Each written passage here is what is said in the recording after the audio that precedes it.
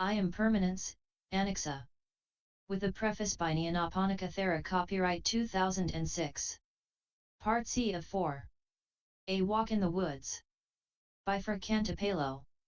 Come with me for a walk in the woods. It is hot, silent, and nearly midday, but there are patches of shade here and there where we may sit. Around us trees of 40 years are only 20 feet high, so great is the struggle to survive. Many die young and never mature. You can see their young skeletons being relentlessly devoured by the termites.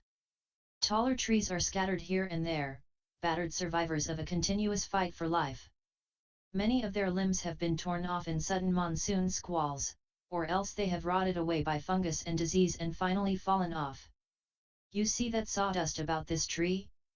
Its top will soon fall as some grub is eating away its heartwood. Look over there at that young tree all askew, its roots have been attacked by some predator and so it has been blown over. And there, do you see that large tree, its bark covered with mud-plaster? The termites are under that gnawing away its green wood, and when they succeed in wringing it all round, then, in a single day, all its leaves will turn yellow and 60 years of growth comes to an end. Above us, young leaves of translucent green match their brilliance against the startling blue sky. Even these young tender leaves are full of holes, delicacies for the great beetles that bumble about in the evening air. Lower down these trees, the more mature leaves are ragged and lend to the forest a threadbare look. Though they must be tough, still it seems they are the food of some insect. Here and there you can see at the base of branches and round the lower parts of the trees yellow leaves hanging, stiffly awaiting, as it were, the executioner who will come as a breath of wind and bring them down. Parted, they are disjoined forever, one changing process from another changing process. They fall with a crash among the undergrowth. There they join hundreds of thousands which fell before them and litter all the ground with a crackly layer of decay.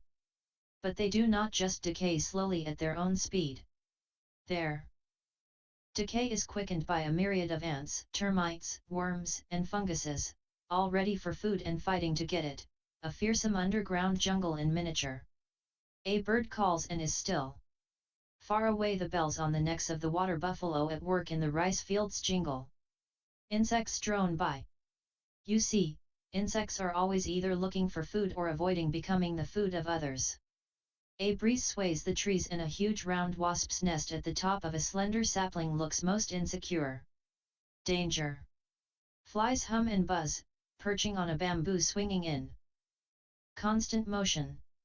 Cicadas tick, click, and whir far and near as though they were counting the seconds of their own, and everyone else's, lives. Seconds and minutes fly into days and months towards death. A ground lizard darts for its prey, catches it and chews the living insect with great relish. Another death in this round where death goes unremarked because it is everywhere. Ants swarm everywhere in lines, parties, or armies, in all shapes and sizes, according to their species. They play a great part in the change of this forest, for they are the scavengers. They have only to scent death and they will be there ready to undertake the dismemberment of the corpse. Sometimes it is still alive. No decay is uninteresting to them, it is their livelihood and they are always busy, for beings never cease decaying and dying. Spiders too are found in great variety, all of them ready to pounce on and bite to death unwary small creatures that become entangled in their shimmering webs. They hang them, iridescent in the sunlight everywhere, and it is a wonder that anything can fly and yet escape them. But even spiders do not escape death, usually from the stings of their enemies, the hunting wasps. Though the swaying bough of bamboo is most graceful, it has been marked as part of this menacing world by a spider's web hung among its leaves. And bamboos are cut down by men for their usefulness. Everything, the beautiful and the ugly, is subject to impermanence. Clouds pass across the sky bringing coolness to us here below. Their shapes change from minute to minute. Not even 1 second the same. They look very solid, yet we know how insubstantial they are. They are just like this present time, changing, changing. Look over here in the forest, a pile of ashes and a few burnt out logs rotting away, and look, here is another older heap nearly dispersed. And other piles are round about with occasional carved wooden posts set in the ground, all smouldering. What are they? These mark the ends of men and women. This forest at the back of the Wat is used for cremation. Some days, if you go in the late afternoon, you will find a group of villagers, and a very simple open-topped coffin.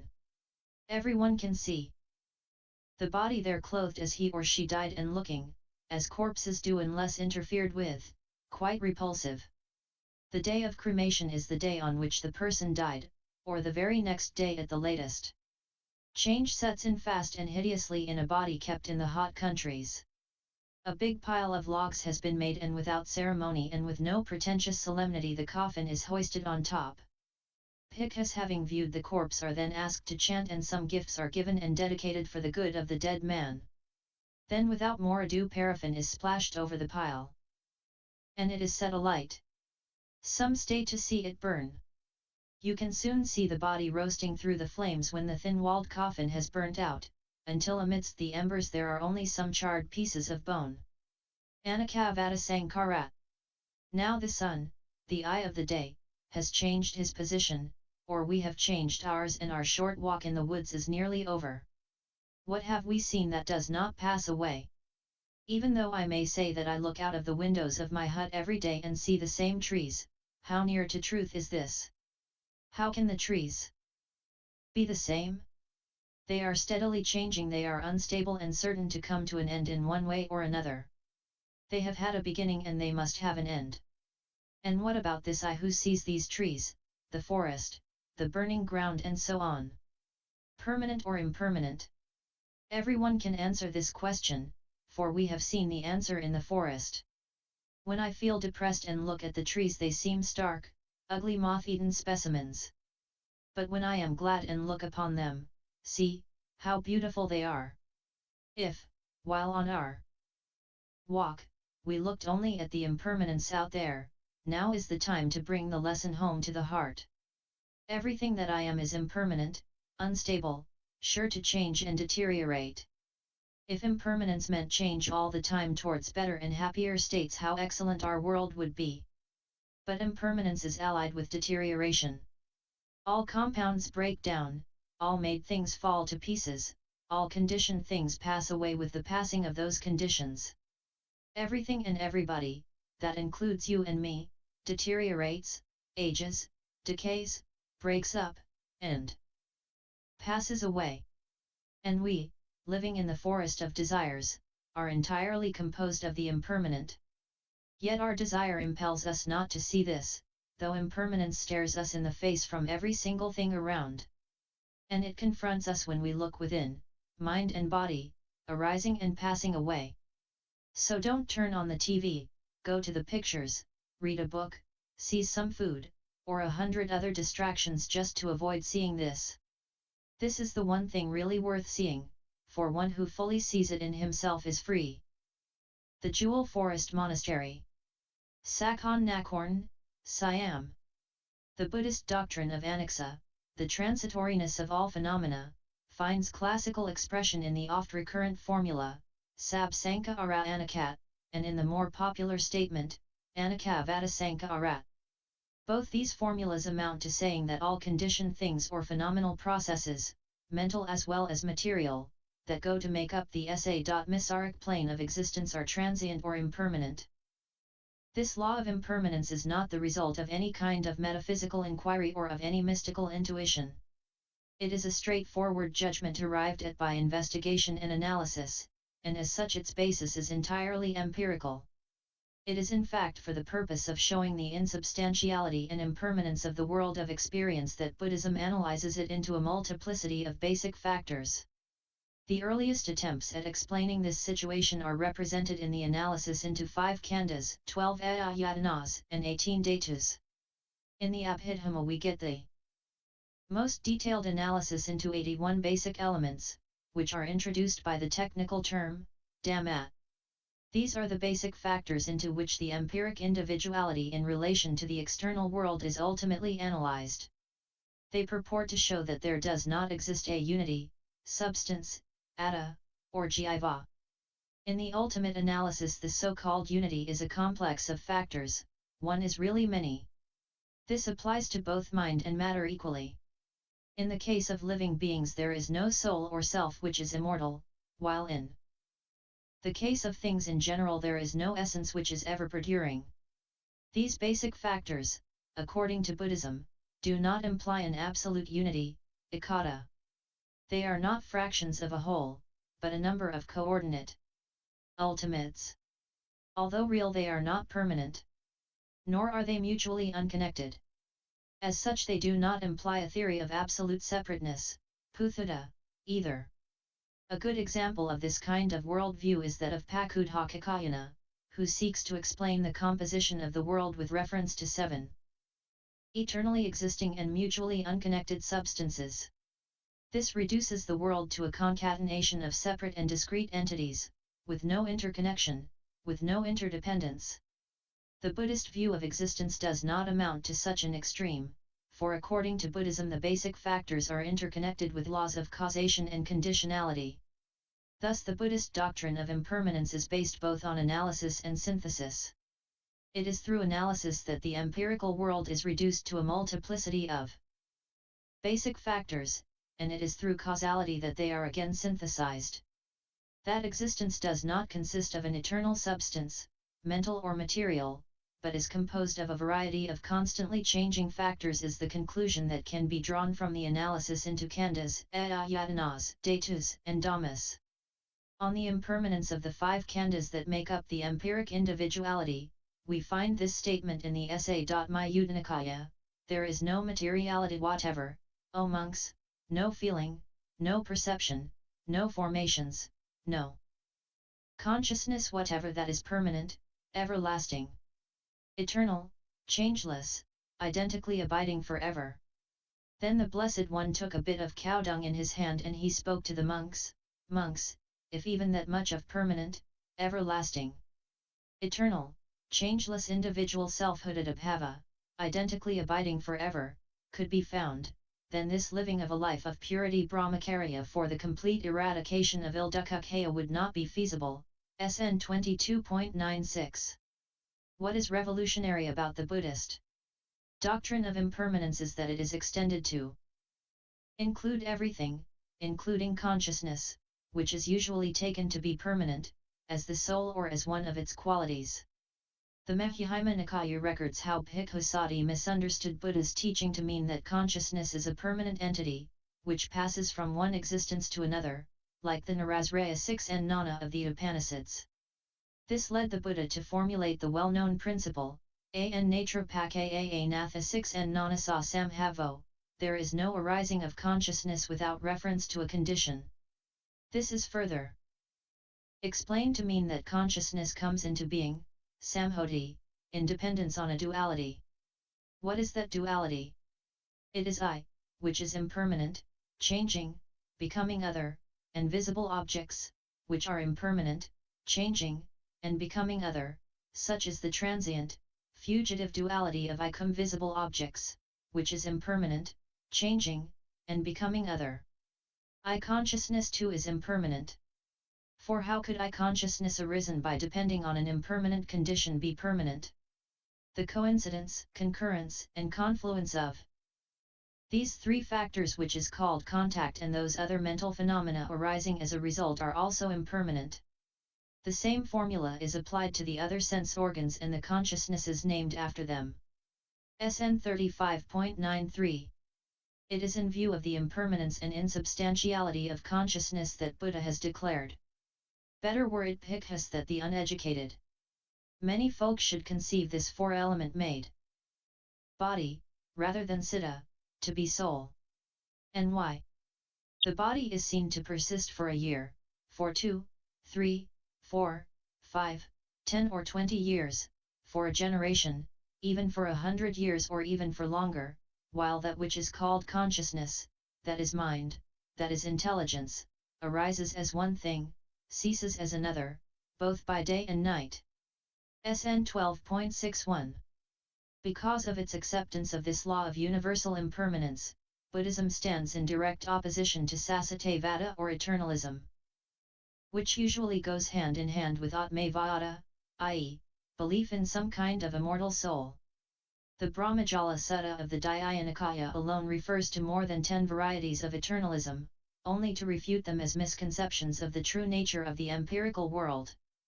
But this refutation of eternalism does not lead to the acceptance, on the part of Buddhism, of the other extreme, namely Akadavada or annihilationism, which usually goes hand in hand with materialism.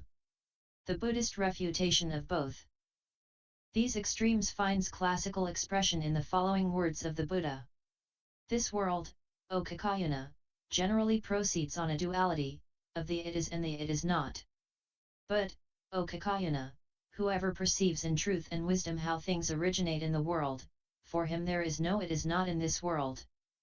Whoever, Kakayana, perceives in truth and wisdom how things pass away in the world, for him there is no it is in this world. SN 12.15. This statement of the Buddha refers to the duality, dvaitat, of existence, athitat, and non-existence. Nathitat. These are the two theories of eternalism and annihilationism which find expression in many forms in various types of religion and philosophy. The former implies belief in a permanent and changeless substance or entity, whether it is conceived as a plurality of individual souls as in Jainism, or as a monistic world soul as in Veda and Tat, or as a deity of some kind as in most of the theistic religions. The latter, on the other hand, implies a belief in the temporary existence of separate souls or personalities which are entirely destroyed or dissolved after death. A good example of this kind of philosophy is the one advocated by Ajita Bailai, which finds mention in the Sama and Nafala Sutta. In contrast, according to Buddhism, everything is the product of antecedent causes and therefore of dependent origination, Paticca. These causes themselves are not everlasting and static, but simply antecedent aspects of the same ceaseless becoming. Every event is the result of a concatenation of dynamic processes, sankhara. Neither being nor non-being is the truth. There is only becoming, happening by way of cause, continuity without identity, persistence without a persistent substance. He who discerns origin by way of cause he discerns the Dhamma, he who discerns the Dhamma he discerns origin by way of cause. Thus by accepting the theory of causation and conditionality, Buddhism avoids the two extremes of sabba.emathi, everything is, and sabba.m-nathi, everything is not, and advocates sabba.m. bhavati, everything becomes, i.e., happens by way of cause and effect. It is also because of this theory that Buddhism could avoid the two extremes of Nyayavada, determinism, and Ahetuapakya Vada, indeterminism. According to the former, everything is absolutely predetermined. According to the latter, everything happens without reference to any cause or condition. According to both, there is no room for free will, and as such moral responsibility gets completely ruled out by its theory of causation. Buddhism avoids both extremes and establishes free will and moral responsibility. The second basic characteristic of the world of experience, namely dukkha, unsatisfactoriness, is but a logical corollary arising from this law of universal impermanence. For the impermanent nature of everything can but lead to one inescapable conclusion: as everything is impermanent, they cannot be made the basis of permanent happiness. Whatever is transient is by that very fact unsatisfactory, yat anicca.m ta.m dukkha.m. Since every form of sa.misaric existence is impermanent, it is also characterized by unsatisfactoriness. Thus the premise, sab sankhara anicca, leads to the conclusion, sab sankhara dukkha. As indicative of a general characteristic of phenomena, the term dukkha should not be understood in a narrower sense to mean only pain, suffering, misery, or sorrow. As a philosophical term, it has a wider connotation, as wide as that of the term anicca. In this wider sense, it includes deeper ideas such as imperfection, unrest, conflict, in short, unsatisfactoriness. This is precisely why even the states of jhana, resulting from the practice of higher meditation and which free from suffering as ordinarily understood, are also included in dukkha. This is also why the characterization dukkha is extended even to matter, rupa. The Visuddhimagga of Buddhaghosa recognizes these wider implications of the term when it explains it as threefold, namely dukkha dukkha, dukkha as suffering, vipari.nama dukkha, dukkha as change, and sankhara dukkha, dukkha as conditioned state. As a direct and necessary corollary of this fact of dukkha, we come to the third basic characteristic of all phenomena, namely anatta, which finds expression in the well-known statement, sab dhamma anatta. For the unsatisfactory nature of everything should lead to this important conclusion: if everything is characterized by unsatisfactoriness, nothing can be identified as the self or as a permanent soul, atta. What is dukkha, by that very fact, is also anatta. What is not the self cannot be considered as I am, ahanti, as mine, mamanti, or as I am that, as me-eti. According to Buddhism, the idea of self or soul is not only a false and imaginary belief, with no corresponding objective reality, but is also harmful from an ethical point of view. For it produces such harmful thoughts of I, me, and mine, selfish desires, attachments, and all other unwholesome states of mind, akusala dhamma. It could also be a misery in disguise to one who accepts it as true. Do you see, O Bhikkhus, such a soul theory in the acceptance of which, there would not arise grief, lamentation, suffering, distress, and tribulation? Certainly not, sir. Good, O Bhikkhus, I too, O Bhikkhus, do not see a soul theory, in the acceptance of which there would not arise grief, lamentation, suffering, distress, and tribulation. MN 22. This brings into relief the close connection between the Buddhist doctrine of impermanence and Buddhist ethics. If the world of experience is impermanent, by that very fact it cannot be made the basis of permanent happiness. What is not permanent, anicca, and therefore what is characterized by unsatisfactoriness, dukkha, cannot be considered as the self, anatta.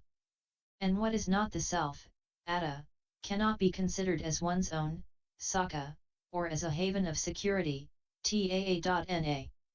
For the things that one gets attached to are constantly changing. Hence attachment to them would only lead to unrest and sorrow. But when one knows things as they truly are, yathabhuta.m, i.e., as anicca, dukkha, and anatta, one ceases to get agitated by them, one ceases to take refuge in them.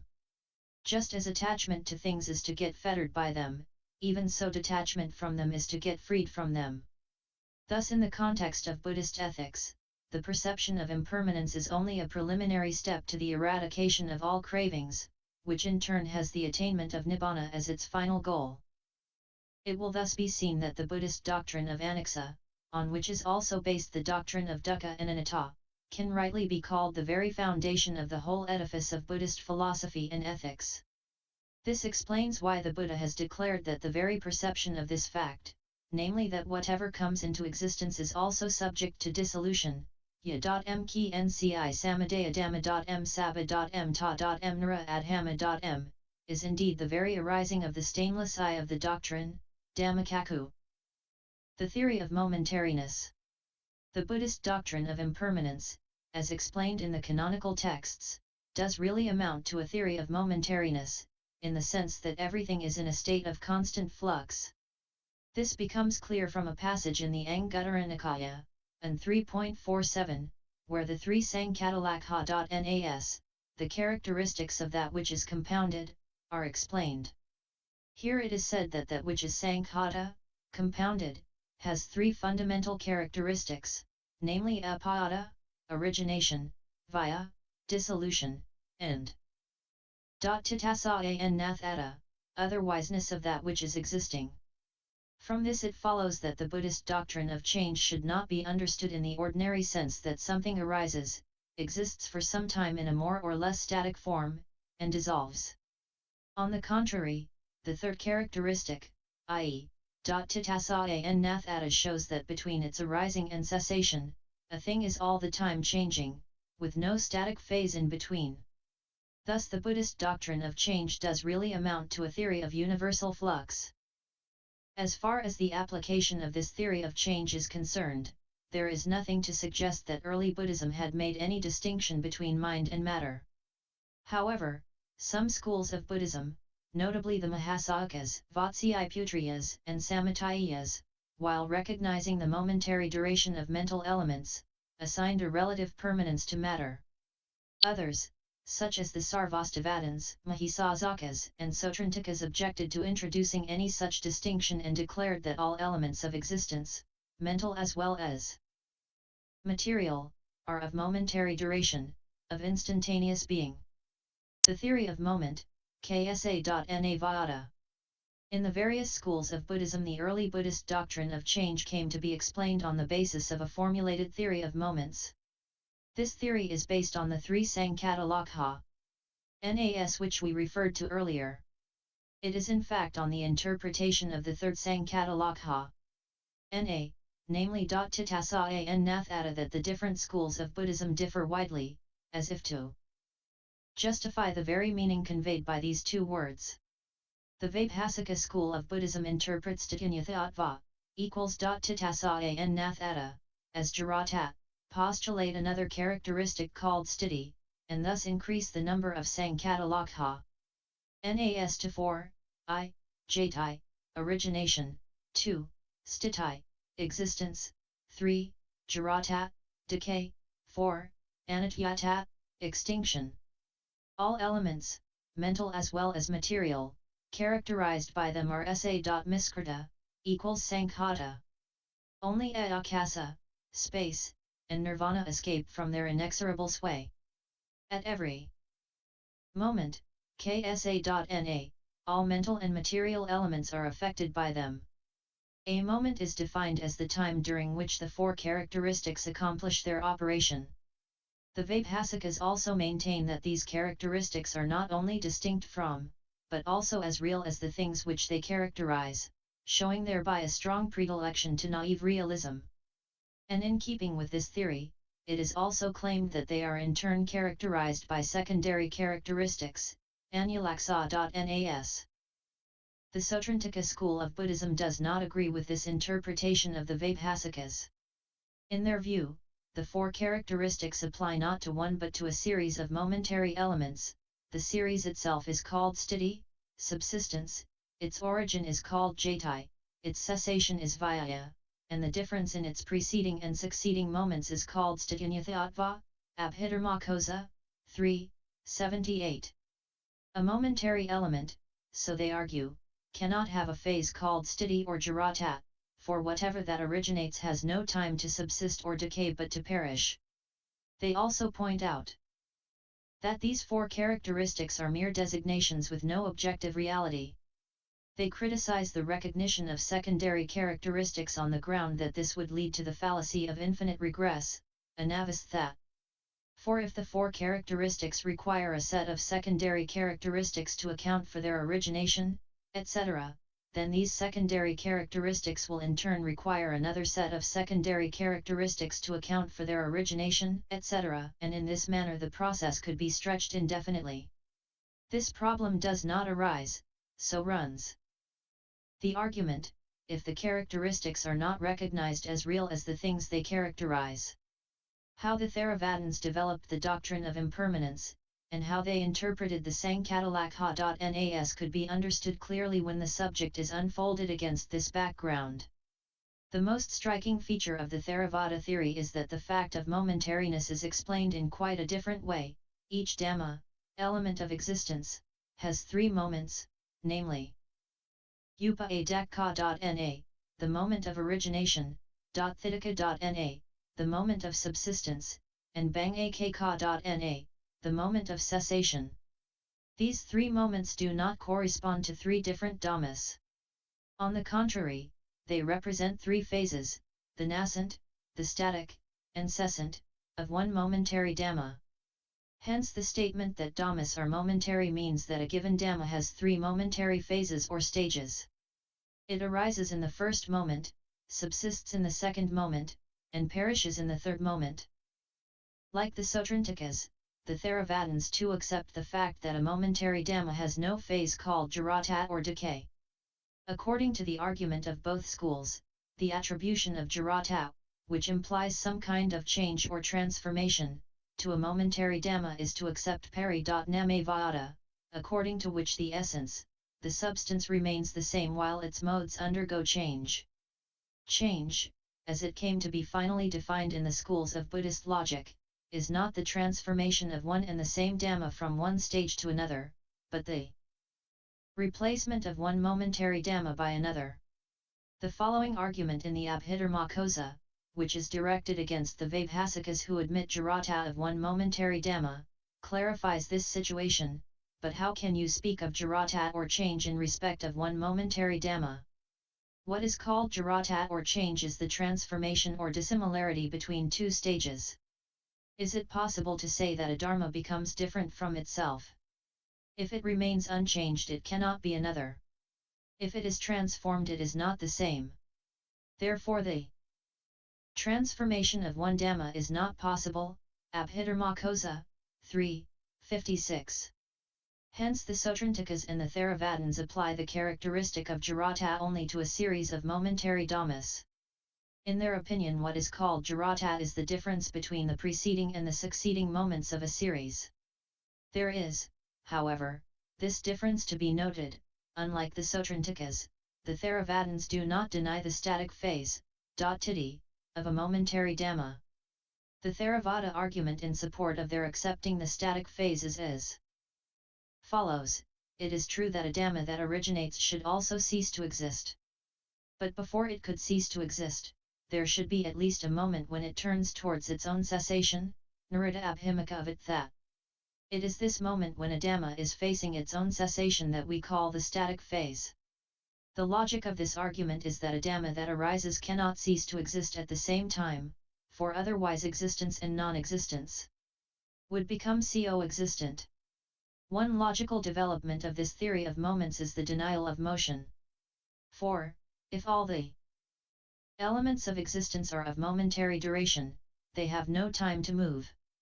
In the case of momentary elements, wherever appearance takes place, there itself takes place disappearance, yatravat padatatrava vinasa. In keeping with this theory, motion is given a new definition.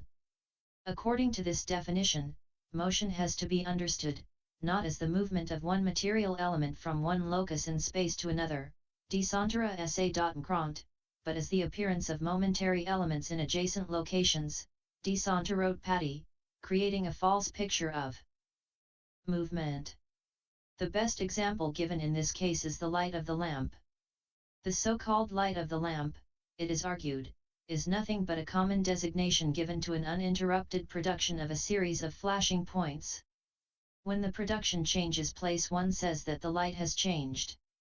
But in reality other flames have appeared in another place. Anicca, Impermanence. According to Theravada. By Bhikkhu Nanamali. According to the Theravada, Anicca is the first of what are often called in Buddhist literature the three characteristics, ti-lakkha.na, or the general characteristics, sama and nalakha. Na. Anicca is usually treated as the basis for the other two, though anatat, the third, is sometimes founded on dukkha alone.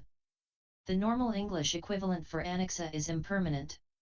For reasons given below, impermanence in strict abhidhamma treatment appears, along with continuity, santati, etc., only as one of the secondary, derivative, constituents of the materiality category, CEG, DHSN 645, of which the commentary says impermanence of materiality has the characteristic of complete breakup. Its nature is to make instances of materiality subside. It is manifested as their exhaustion and fall.